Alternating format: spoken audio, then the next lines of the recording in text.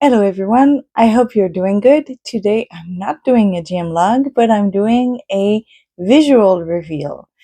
I don't know if you have noticed, but here and there in the latest gym logs, I have peppered some official visuals like Laz or the Mode Runs or Malokyo.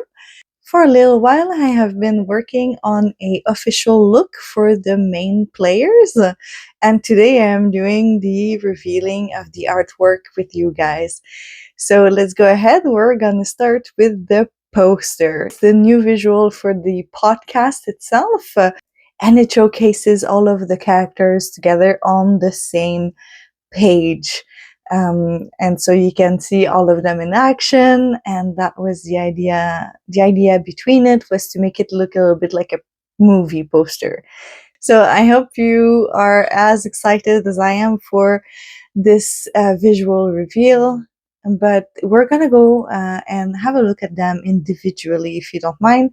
We're gonna start with Inkton. So if you have a look at her, Inkton was quite a challenge to design. Inkton is made out of black ink, and so obviously drawing a character that is entirely black, and I mean ink black, is is difficult.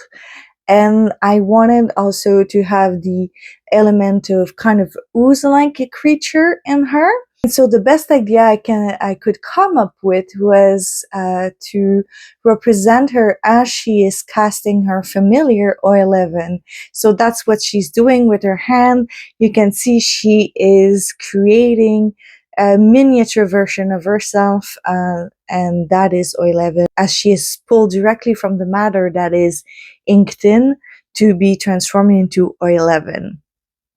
And finally, a nice little detail is her spell casting focus. It's the ink bottle that she originally was in. And it used to be her home when she was originally created. We are going to ignore the big white rabbit at the center of this poster, as this character hasn't made its presence known in the podcast yet. But don't worry, we will get back to them as soon as they make an appearance. But this is another character that will soon be part of the recurrent cast of the House of the Griffin. They are a tenant, we just haven't met them yet. Then in smaller but in full size, in one of the corner of the poster, we have Kindred. Kindred is an autonome. That's the race template that we went for, but he is actually a toy. He's a toy that was built by Modrons, and he is therefore quite small. He's standing tall at about 2.5 feet tall. He has a glass dome as a head, and he does not really have any facial feature. What he has instead of a face is a storm of information, kind of always roiling. And whenever he is excited, you can see sparks firing up inside them. And he also has a little antenna which discharges the surplus of electricity that gathers in his head. He also wears a battered old school style trench coat that is made out of it would be made out of a uh, some type of plastic, latex, something of the sort, and that is also to help with the discharge of electricity so that he's not dangerous to anyone. Kindred is a damaged toy, so he's not he's not kid proof anymore. So that's why he's wearing this. It's just to be not to hurt anyone. He also has mismatched hands. Unfortunately, he was left in a pile of debris, of garbage, for a really, really long time, and he has lost one of his hands, and it was replaced when he was activated again just recently. And so that's it for the design of Kindred. Up front and in the middle, we have our beautiful agrat in her succubus form. So agrat was really fun to draw, uh, except for the wings. Wings, I find quite hard to do, but I really try to do my best here. We can see her beautiful golden eyes.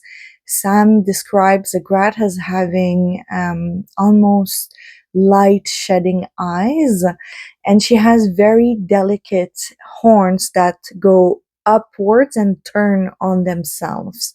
And she has this kind of big mane of curly, dark, almost black hair. And she wears usually very loose fitting clothes.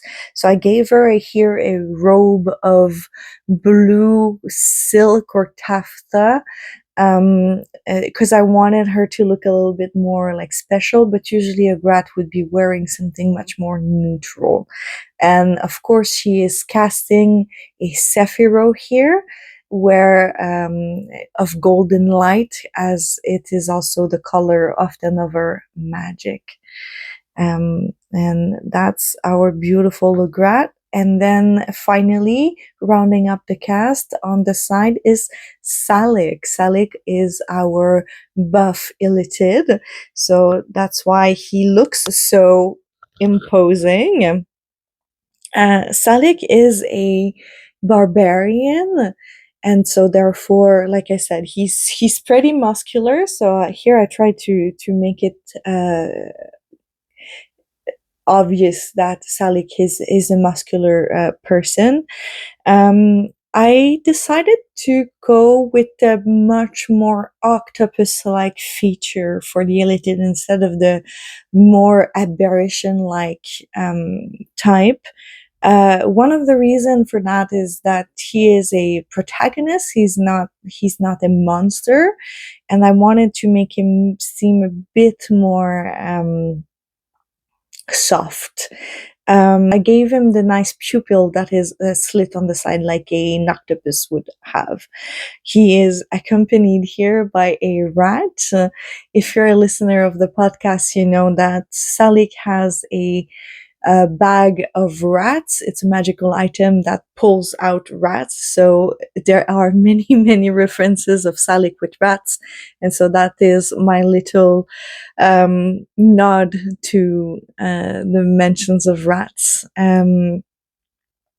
Salik usually eats them, but I would like to think that this one is a companion. And yeah, so that is the official looks of the characters. I hope you like them. If you have any comments, please feel free to let me know if they are any close to what you thought they would look like. Are they close to what you were imagining in the podcast? And yeah, that's it.